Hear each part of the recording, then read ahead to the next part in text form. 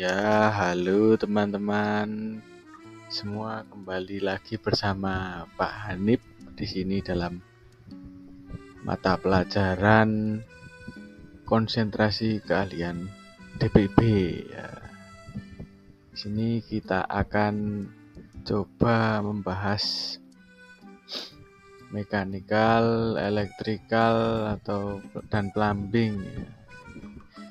Nah, ini sedikit saja tentang pengenalan mekanikal, elektrikal, plumbing. Ya, mestinya kalian sudah sedikit mengenal istilah ini mungkin di kelas 10 ya.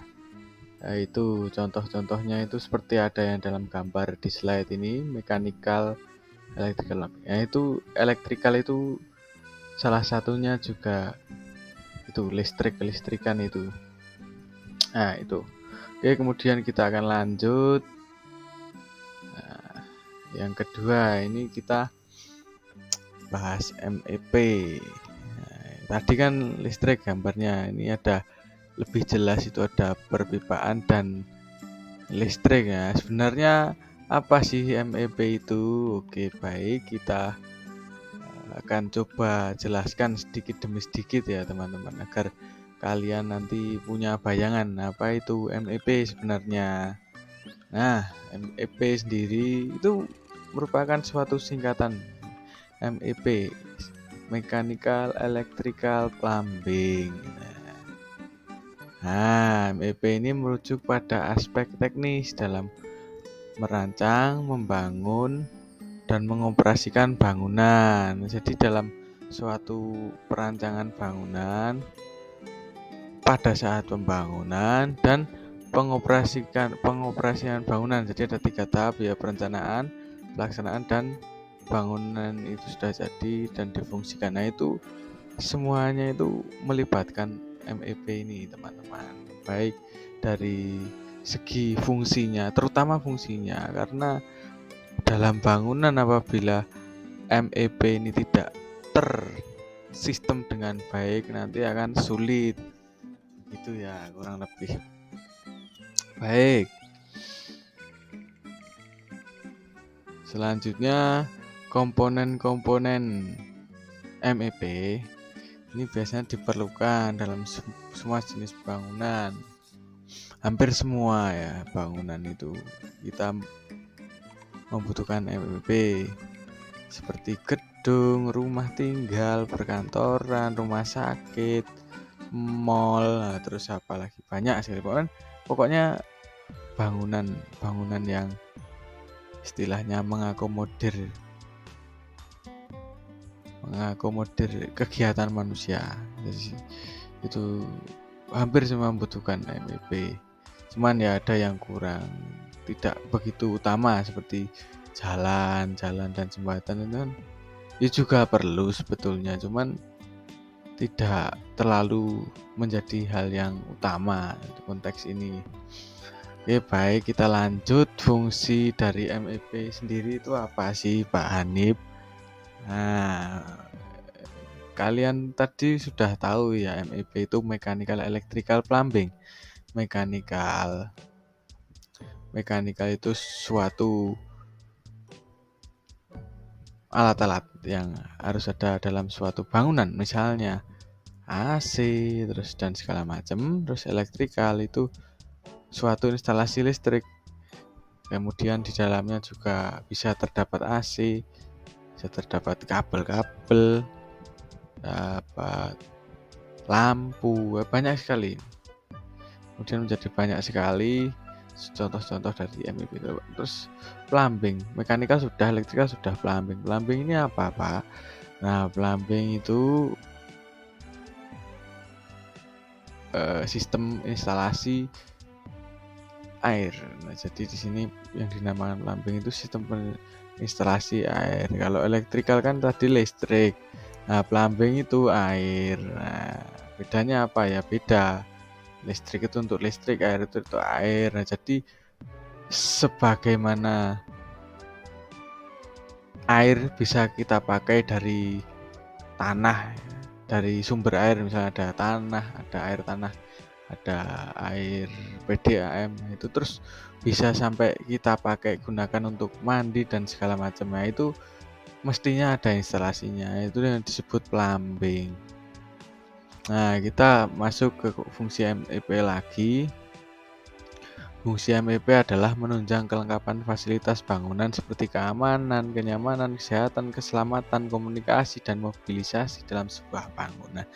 Nah, ini kaitannya dengan tadi fungsi-fungsi utamanya dari MEP terhadap bangunan itu, ini keamanan, kenyamanan, kesehatan. Soalnya kalau dalam suatu bangunan tidak ada listrik, maka keamanan juga tidak akan terjadi, kenyamanan, kesehatan apalagi. Kalau kita airnya pun tidak ada, maka kenyamanan kita sementara setiap kegiatan sehari-hari itu kapan kita tidak membutuhkan listrik, air. Jadi sangatlah krusial ini fungsi dari MEP ini. Nah ini lanjut kedua, jika sebuah bangunan tidak menggunakan MEP, jadi proses instalasi, maintenance, dan perbaikan di kemudian hari akan mendapati masalah karena instalasi awal yang berantakan dan tidak Jadi MEP ini harus diperhitungkan dengan matang, teman-teman. Biar apa? Kita rancang MEP itu biar jikalau suatu saat ada suatu kerusakan, misalkan di pipa ini bocor, nah itu kita sudah paham bagian mana saja sih yang ada pipa ini, bagian mana saja sih yang ada listrik ini, lampunya ini ditaruh mana, seperti itu. Maka kemudian fungsi MEP, rancangan MEP ini menjadi penting. Maka dari itu kita harus belajar tentang MEP ini. Kita lanjut. Nah, ini seperti yang sudah Bapak jelaskan tadi, MEP itu dibagi 3. Yang pertama ada mekanikal. Mekanikal itu yaitu kan ada pipa-pipa besar itu. Itu kalau tidak salah ya, itu merupakan suatu sistem pendingin ruangan. Itu ada AC. Dalam suatu gedung itu AC-nya itu enggak kayak seperti yang kalian lihat pada ruangan-ruangan satu-satu, itu enggak. Jadi tersistem AC-nya itu. Gimana caranya mendistribusikan lewat udara dingin itu lewat pipa-pipa itu namanya masuknya ke mekanikal. Kemudian yang kedua ada elektrikal. Elektrikal itu apa-apaan? Nah, elektrikal itu yaitu ada banyak itu sistem kabel-kabel seperti terlihat di gambar itu ya. Elektrikal itu kabel, sistem instalasi listrik. Itu kabel itu mau dirancang menjadi apa, kemudian apakah menjadi lampu. Jadi instalasi lampu, instalasi listrik itu masuknya elektrikal semua. Kemudian yang ketiga ada plumbing. Plumbing itu apa? Sistem instalasi pipa. Jadi pipa air itu ada merah, ada hijau. Nah, itu artinya, itu ada artinya, teman-teman. Hijau itu namanya air bersih. Ini itu untuk pendistribusian air bersih. Jadi air-air yang bisa kita manfaatkan untuk mandi, untuk bersih-bersih itu biasanya umumnya disimbolkan dengan pipa warna hijau. Kemudian yang merah apa, Pak? Kebalikannya, ada air bersih maka ada air kotor. Di situ air kotor itu pipa yang merah itu biasanya untuk sisa-sisa sesuatu yang habis kita gunakan. Nah, itu merupakan ketiga aspek MEP yang perlu kita ketahui. Cuman di sini kita akan membahas lebih dalam terkait dengan ME, mechanical, elektrikal, lebih ke elektrikal terutama. Baik. Nah, berikut merupakan instalasi listrik sederhana. Jadi kita untuk merancang, belajar dari yang kecil dulu. Kita merancang instalasi sederhana. Sini ada MCB. Yang dinamakan MCB itu apa? Yaitu yang warna putih, ada saklarnya, yang ada 2 buah itu, yaitu MCB. Kemudian yang pertama itu ada meteran. Meteran itu yang ada seperti kalkulator. Maka dari meteran PLN itu mendistribusikan listrik lewat kabel-kabel yang banyak itu ke rumah-rumah, itu masuknya ke meteran.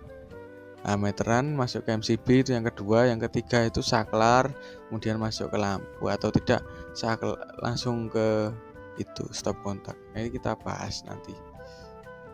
Oke, selanjutnya gambar. Nah, kita karena pelajaran kita konsentrasi kalian DPIB, karena di DPIB itu kita fokusnya banyak ke gambar suatu gambar kerja, perancangan. Nah, itu kita harus dibuat gambar-gambar rencananya. Fungsinya apa? Ya, itu tadi biar memudahkan di mana harusnya ini lampu di mana, di tengah atau di pinggir. Nah, itu harus jelas. Itu terkait dengan gambar ya. Nah, berikut adalah komponen-komponen instalasi listrik. Itu ada bermacam-macam, banyak sekali teman-teman. Alatnya ada saklar tunggal, saklar ganda, saklar deret. Nah, itu bisa teman-teman cermati, kurang lebih seperti itu. Bisa kalian cermati. Kemudian ada lagi stop kontak, ada lampu pijar, lampu TL, sekring. Itu fungsinya juga macam-macam. Ini kurang lebih teman-teman juga sering menemui di kehidupan sehari-hari ya. Ini ada MCB ya, yang dinamakan MCB itu kalian biasanya kalau ada sesuatu yang jeglek, istilahnya jeglek ya, cetekkan MCB-nya. Ini ada beberapa macam kabel, ada banyak sebenarnya kabel, ada 3 yang kita harus, paling tidak 3 yang harus kita ketahui: kabel fasa, kabel nol, dan kabel ground. Baik, kita lanjut ke gambar instalasi. Nah, ini kurang lebih jenis-jenis suatu hal gambar instalasi yang harus kita ketahui. Yang pertama itu rancangan tata letak. Jadi tata letak lampu, tata letak saklar itu di mana itu harus tercantum. Dan misalkan dalam suatu kamar itu ada lampu, titik lampunya 1 atau 2, tempatnya di pinggir atau di tengah, ini kemudian menjadi penting. Yang kedua ada perlengkapan listrik, hubungannya. Jadi lampu-lampu tersebut dan saklar terutamanya kan tidak bisa kalau tidak dihubungkan. Jadi hubungannya ini kita sambungkan, kita jelaskan di situ. Nah, kemudian yang terutama itu saja yang harus kita ketahui. Baik, kita lanjut ke cara gambar instalasi. Ini sebenarnya kita bisa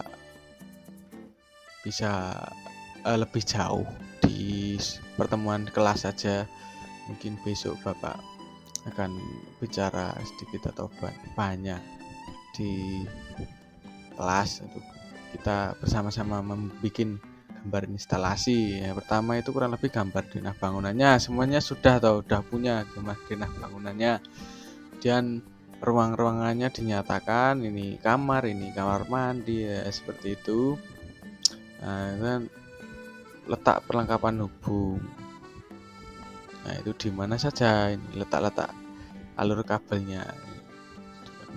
Kemudian penempatan titik lampu ya, seperti Bapak bilang tadi, saklarnya di mana?